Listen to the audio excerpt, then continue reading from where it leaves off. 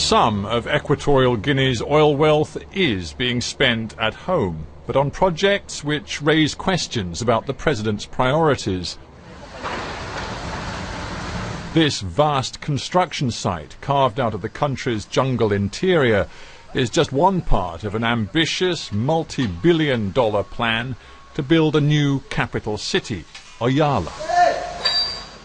This has to be one of the most extraordinary construction projects I have ever seen. I'm on the roof of a 450-room, 5-star luxury hotel that comes complete with a full-size theatre, a convention centre, and carved out of the jungle, an 18-hole championship golf course.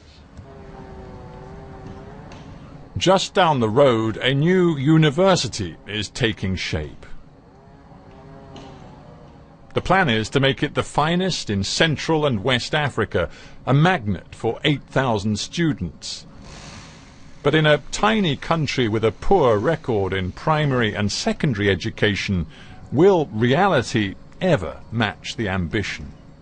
Vicente Cabrera, welcome to Hard Talk. Thank you. How much, from beginning to completion, is this university project, let alone the whole city, but this university project going to cost? Well, I'd say it's about a couple €100 million. To what extent is this project driven by the ambition, by the vision, the personal obsession of the president and his family? The president, who's been here many times, he's behind the project 100%. So he's really the one that's driving the whole thing on. This being one of the first projects of the whole city, we are a symbol of everything that's going to come. If we are honest about it, this is a massive vanity project for him, isn't it?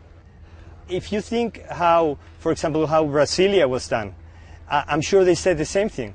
Yeah, but Brazil has a population of 180 million or so. This country has maybe 700,000 people. Do they really need a university that could house 8,000 students? They've already got a university. They've got at least 2 universities. Yeah, you have to dream, and if you have the means, why not? So why not drive the country forward and bring people from the neighboring countries here? The truth is that most people in this country do not even get a decent secondary education. So how can they possibly come to this state-of-the-art university? That maybe has to do with the way things are done in Africa in general. I think the priorities doesn't have to make any sense to us, but the results are here. So maybe it's not they're not in the proper order, and they should do some other things first.